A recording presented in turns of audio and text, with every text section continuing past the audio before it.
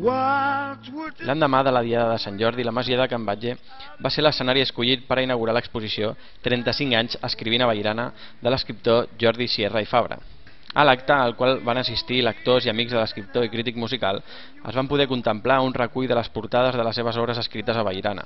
Bé, la gent de Vallirana pot veure que sóc un veí que ha pencat tota la seva vida perquè fer 220 i pico de llibres, encara que siguin 35 anys, són molts llibres, hi ha gent que es mor havent de fer 30 o 40, per tant penso que és la prova de que he sigut un veí treballador que quan ve aquí es tanca la muntanya no ve a prendre el sol només, sinó a escriure i a deixar constància de la seva feina. Un total de 222 portades van omplir les parets de l'antiga masia. Durant la inauguració, els assistents van poder gaudir amb les explicacions i anècdotes de l'escriptor. Estimat per la seva obra literària, també és per portar el nom de Vallirana fora de les nostres fronteres. L'exposició 35 anys escrivint a Vallirana es podrà visitar a la Masia de Can Batlle de 6 a 8 de la tarda fins al 8 de maig.